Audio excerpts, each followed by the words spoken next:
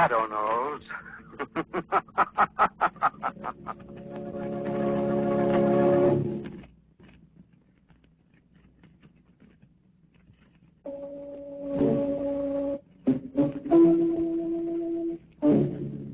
The shadow who aids the forces of law and order is in reality Lamont Cranston, wealthy young man about town. Years ago in the Orient, Cranston learned a strange and mysterious secret, the hypnotic power to cloud men's minds so they cannot see him. Cranston's friend and companion, the lovely Margot Lane, is the only person who knows to whom the voice of the invisible shadow belongs. Today's drama, The Living Head.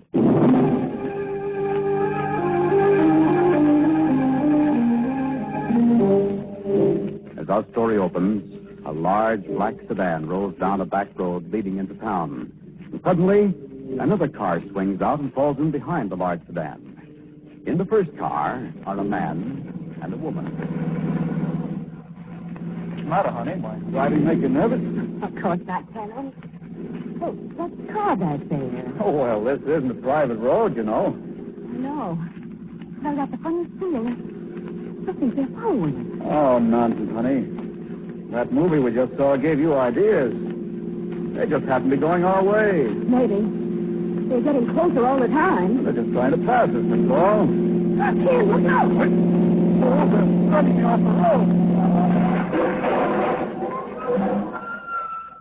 You all right, Marie? I think so. Ken, those men, they're getting out and coming back. Yes, so I see. I have something to say to them. Oh, well. It ain't Mr. and Mrs. Ken Martin. Well, how do you know my name? I got a Ouija board, cousin. Get out of there. Say, what is all this? Ken, that other man, he's got a gun. Yeah, a gun. Oh, I'm sorry, folks. It's Lukey. That gun of his has a bad habit of going off. Bad habit. Ken, please, for my sake, do what we ask. I'm waiting for you two to get out of that car. Maybe I ought to help you out. What do you want? What is all this? We want 20,000 cash. Well, you're crazy. We haven't got anything like that. You ain't looked at your bank book lately, cousin. We was figuring on holding you as security, sort of. Kidnappers, eh? Marie, don't give them a penny. Oh, there you go, spoiling things. I thought we was getting along so nice. Persuade him, Lou. Get him up. Drop him again. Oh, please don't hit him again. You'll kill him. Okay, sir. You behave and he don't have to get any more sleep. You don't? I will. I'll do anything you say. Maybe on the other hand, you ought to meet Mr. Jordan. You might have a lot in common with him. Yeah. A lot. You see, Mr. Jordan had 20 grand. He could spare two. Only touch how smart he is. In a car ready. Oh, my husband, what about him? He's coming with us, too. I want both you nice people to meet Mr. Jordan.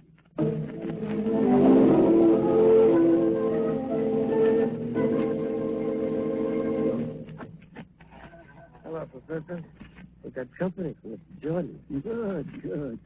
I'm getting lonely lately. I'll be glad to see somebody. Miss Money? This lady comes to see Mr. Jordan. Yeah. We got her husband out in the car. He'll be staying with us for a while. Oh, good. Depends. This is Mr. Jordan's little room, Mrs. Martin. Don't be too annoyed if he doesn't stand up when you enter. Light the candles, Professor. Certainly. There we are. Cozy little place, isn't it? I want to get out of here. Mrs. Martin, we ain't even seen Mr. Jordan yet. Mr. Jordan? Certainly. That's Mr. Jordan on the table there. Well, step up and meet him. No. Oh, that ain't very polite, Mrs. Martin. Mr. Jordan gets mighty lonesome. Take his cover off, Professor. There you are. Poor Mr. Jordan. He's not very handsome, is he? You'll be hurting Mr. Jordan's feelings, Mrs. Martin. You see, Mr. Jordan is alive, Mrs. Martin, and therefore he's rather sensitive. No, it can't be. It's a little experiment of mine, Mrs. Martin. Mr. Jordan is kept alive by means of a mechanical pump. It forces his blood. Professor, The lady ain't interested in that. Wake up, Mr. Jordan. No. Mr. Jordan. Mr. Jordan, wake up. We've got company. Huh? His eyes are open. It's impossible. I won't believe it. Unfortunately, my experiments have not reached the stage where Mr. Jordan can articulate clearly. But perhaps that's just as well. After what he's been through, I don't believe his conversation would be very pleasant. Get me out of here. Please. I can't stay on anymore. Let him go back to sleep, Professor. We'll go outside. Well, Mrs. Martin, now that you've seen Mr. Jordan, you know what could happen to your husband. I'll pay anything. Only Ken mustn't be harmed. You must promise me that. Ken mustn't be harmed. Okay. But as long as you play ball, and as long as you remember, Mrs. Martin, that talking to cops is poison.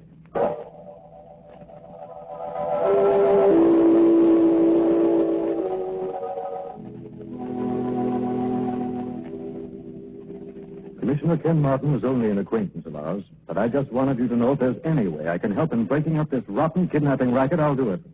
I think any decent citizen would. Well, there's nothing I'd like more than to bust this kidnapping gang wide open, but right now our hands are tied. Well, do you have any idea who the gang might be, Commissioner? We've had every creep and stool and mug in the city in with a lineup, and we haven't had a lead yet. What about the families of the victims, Commissioner? Well, they won't tell us a thing. Somehow this gang has put something that must be even worse than the fear of death into these people. Have you talked to Mrs. Martin? And she won't say a thing. Admits her husband's missing, sure. But we can't get another peep out of her.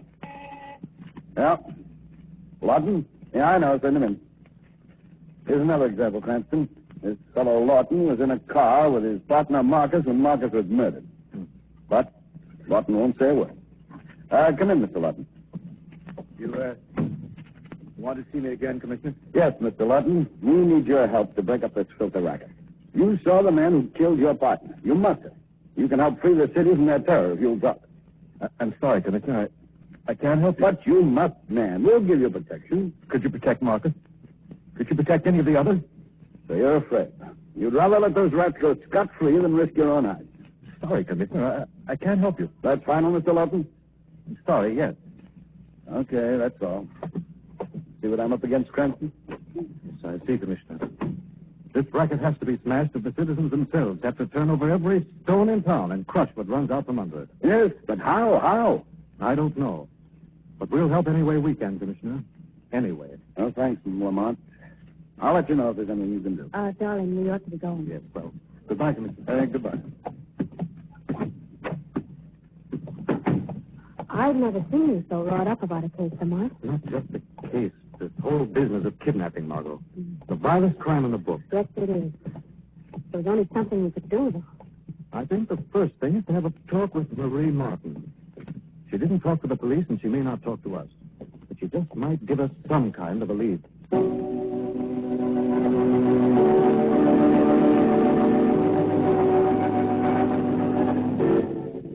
I know you're trying to help Mr. Cranston, but I have nothing to tell you. But Ken would want you to help stamp out this racket, Mrs. Martin. Please leave me alone. You can't help. Oh, Lamont, neither would better. The police will protect you, Mrs. Martin. Protect against being killed to me. There are worse things than dying. Worse than dying? Yes. Wanting to die and not being able to. Please don't let me know. There's more than a shoot. You've got to tell us more, Mrs. Martin. Have you ever heard of the living head of that? What is it, Mrs. Martin? No. I can't tell you. I won't tell. I won't.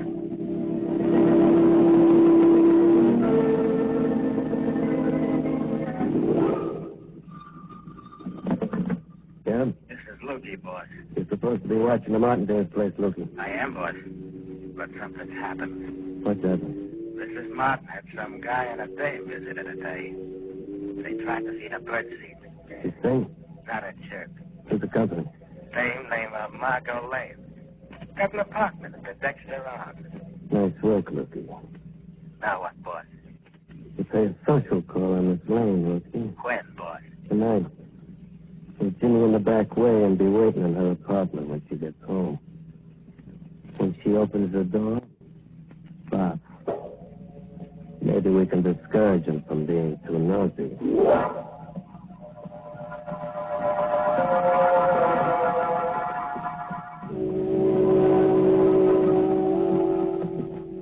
Well, here you are, Margot. Delivered right to your door. Don't you want to come in for a minute, darling? No, I'd better not. Thanks just the same. You're worried about the kidnapping, don't you? Yes, Margot. I'm afraid Weston's right. One of the victims is going to talk. Mrs. Martin sounded mortally afraid. Yes. Afraid of something worse than death. Yes. Well, let me have your key, darling. Oh. Here. Probably she was more afraid for her husband than for herself. That's kidnapper's strongest weapon. The fact that people will do anything to protect a loved one from harm. He's stuck. Oh, there we are. Good. Come on in for a minute. It'll help maybe if we talk this thing out. I'll make you some coffee. No, I shouldn't, but I guess a few minutes won't hurt at Of that. course it won't. Wait a second. What's the matter? Thought I heard something in there. Oh, this is silly, darling. There's nobody home. Probably just my imagination. You know, Margot, I've been... Choke it up, Becky. You got your boyfriend covered. You kick up and he gets it. Ain't fair, but that's life. What do you want? That's funny, cousin, because me and my friend Lucy here wanted to ask you the same question. What are you talking about? You and the Sleeping Beauty have been trying to pump the Martin dame. Why? What's it to you? I don't know what you mean. Okay. You keep a score on your boyfriend. Get him up, Lucy. No, please, you can't. Stir him up a little with your tongue. Yeah. Oh, no. Get up, mister. Grab that dame, Luke. You got two hands, ain't you? Look, I said hold it, dame, not strangle. She keeps wiggling. There. Now she's pretty quiet. Get the boyfriend up on his feet. Okay. There you are. Bring him a little more to the right, Lucy. That's it. Now hold him. Oh. Keep him up, Lucy. I'll really give him something to remember. Right.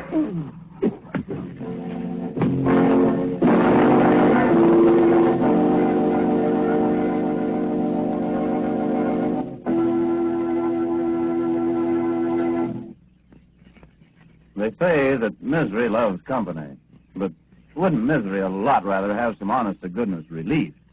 Now, folks, anytime you are burdened down with the usual miseries of a cold, there's relief waiting for you at your druggist under the name of Grove Cold Tablets. What a medicine it is, a multiple medicine compounded like a doctor's prescription. Here's no mere headache tablet, but a combination of 8 active ingredients. Yes, 8 medicinal ingredients that'll take right hold and work internally on all these usual cold miseries at once. I mean, they help reduce fever, relieve headache, alleviate body aches and pains, reduce nasal stuffiness. It's no wonder that millions of cold sufferers have turned to Grove for cold relief for 51 years. Of course, rest and avoid exposure, but be sure you insist on the genuine Grove cold tablets and take exactly as directed. Look for the Grove signature on the box because Grove spells relief from cold miseries. And now, back to the shadow.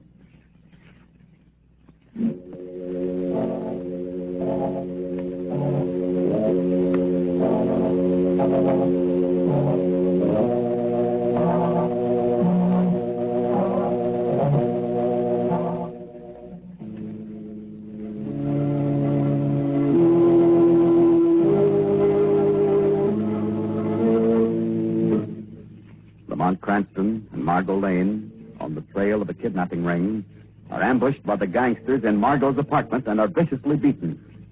The gangsters manage to slip out the back way when they hear a pounding on the door. It's Sweeney, the janitor. It's late. Oh, good heavens. What's happened? Oh, Lamont. It's Lamont. Mr. Cranston. There he is on the floor. He's been beaten bad. What's happened? Gangsters. They were in my apartment when we got there. Mr. Sweeney, would you get some water, please? Sure thing, Mr. Lamont. Oh, my head. Margot, you all right? I think so, dear. You are, Miss Lane? Mr. Cranston, all right? Yes, thanks to you, Mr. Sweeney. You must have scared them off, and you're not. Here, darling. It's cold water makes you feel better. All right, darling. I think we'd better get you to the doctor. Oh, that won't be necessary, Margot. I'll be all right. Okay, if there's anything else I can do, you let me know. We will, and thanks again. Thank you. So this did it, Margot. It's a personal matter now. No, wait a minute, darling. You better rest. No, I'm going to track that gang down if it's the last thing I do. I think the Shadow can get some information, Margot. Are you going back to see Mrs. Martin? No. If a visit to Mrs. Martin now might jeopardize her husband's life. Lawton, the man we saw in Commissioner Weston's office today, is the one I want to see now. But you won't talk either, darling. We saw that ourselves. He'll talk to me, Margot. What he's afraid of is his own life. If I can protect him, he'll tell plenty to the Shadow.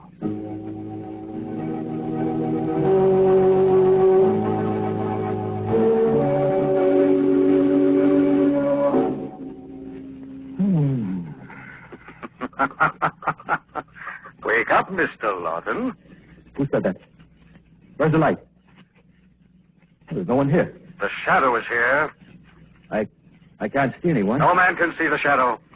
I'm here to learn the names of the men behind this kidnapping terror and where I may find them. I can't tell you. I won't tell you. You tell me, Lawton. I'm going to smash that ring if it takes me the rest of my life. But if they find out I've talked, they'll kill me. They'll make me the living head. No man will ever know what you've told the Shadow. I want to believe that. I'd like to help. What is this living head you talk about? Oh, it's horrible. They keep it alive somehow. It just stares as if it wants to die. The Shadow will see there is no more living head, Lawton. If you'll give me the information I need. How can I contact these kidnappers? Who are they? Where are they? I don't know. I'm supposed to meet them tomorrow night. To pay them $5,000 they've demanded to let me live. Tomorrow night, where? At the old country road. At midnight. You'll keep your appointment, Lawton. But you'll tell them you haven't the money. No, I mustn't. The Shadow will protect you, Lawton. You must do as I say. Meet them as you planned, but do not give them the money, you understand? I understand. I'll do it. I'll do as you say, Shadow.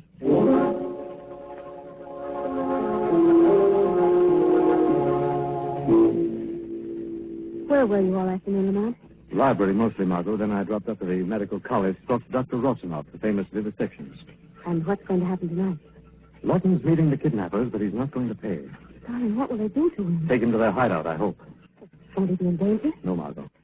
I'm going to follow as the Shadow when they take Lawton to their hideout. Then the Shadow will go in. You go for the police. But give me 10 minutes in there before you call Weston.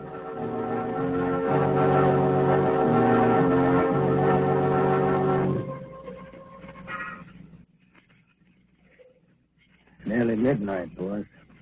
Could be Lawton ain't gonna show. He'll show, Loki. It's going to be polite to keep us waiting. Hold it. Car coming up the hill. Like I told you, Lucy, Lawton wouldn't disappoint us. It ain't polite. Besides, it ain't healthy.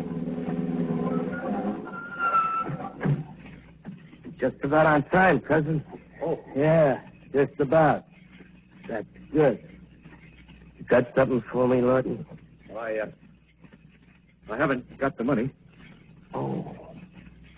He hasn't got the money, Loki. No money. That's bad. Well, I tried to raise it, but I couldn't. No? Sad, ain't it? Suppose we take a little ride in your car. Let's move over. Look, you'll drive. Oh, wait a minute. Wait a minute. I'll get the money. Tomorrow, maybe. You heard the boy. I'll get in on this side to keep you warm, Lawton. You must be cold. You're shivering. Ready, boss? Yeah, Loki. Let's go.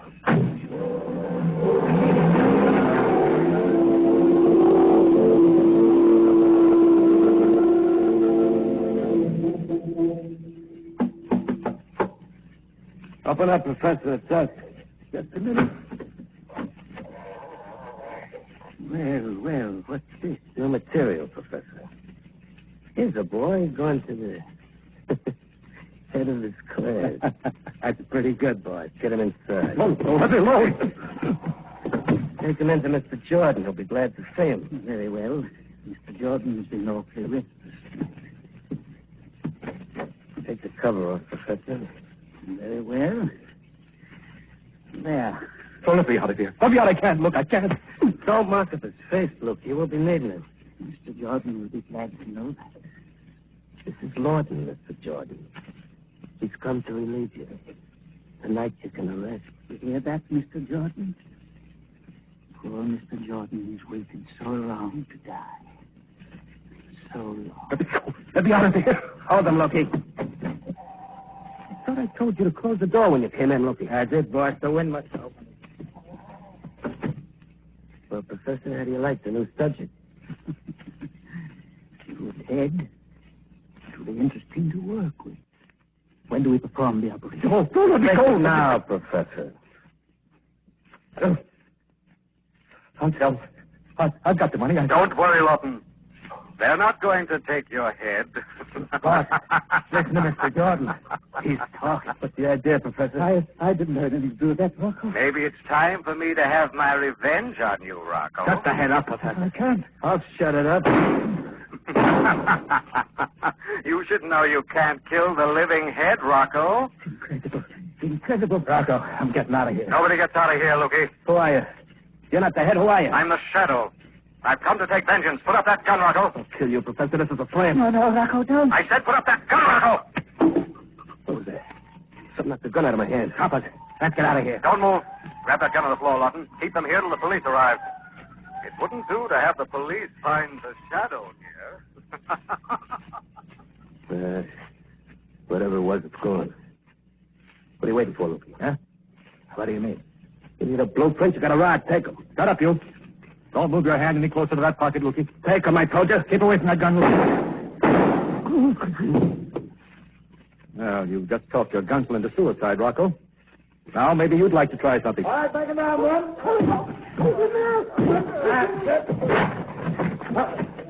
Oh, it's you, Lawton. What is all this? Oh, here are your kidnappers, Commissioner Weston. This one's the leader of the gang. That one was the strong-arm man. And over there's the professor, head of the terror department. Oh, well. I had you all wrong, Lawton. I thought you were scared. Breaking up this gang single-handed took plenty of courage. To tell you the truth, Commissioner, it wasn't exactly single-handed.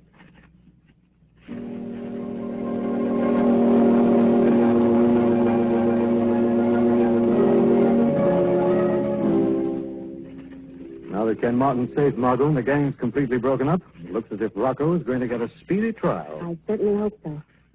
But you know, Lamont, there's still one thing you've never explained. That horrible living head. What was that? The kidnappers preyed on the minds of their victims with a hoax that was based on scientific facts.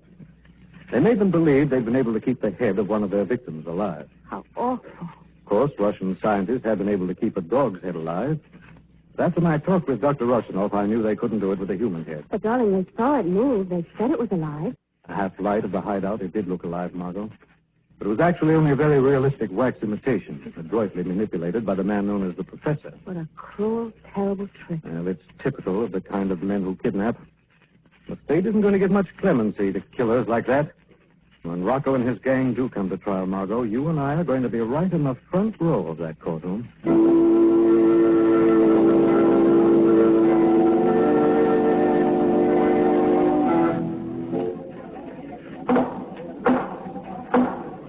Rocco Vitale, in accordance with the verdict reached by the jury, I hereby sentence you to die in the electric chair at the state penitentiary. And may God have mercy on your soul.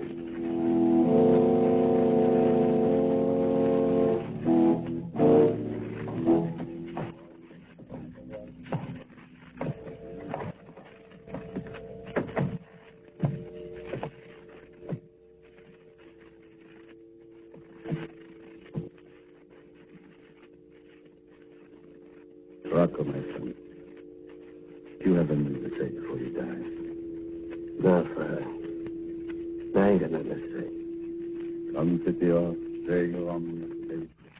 Yes, the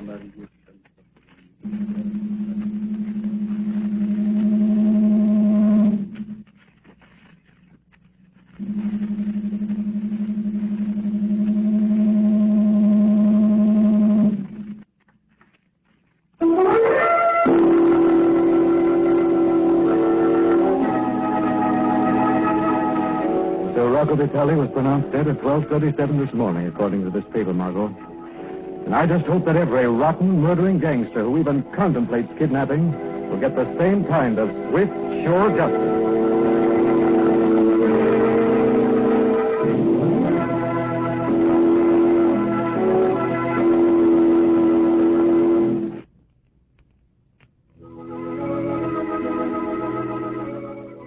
This story is copyrighted by Street and Smith Publications, Incorporated. The characters, names, places, and plot are fictitious. Any similarity to persons living or dead is purely coincidental. Again next week, the Shadow will demonstrate that The weed of crime bears bitter fruit. Crime does not pay. The Shadow knows.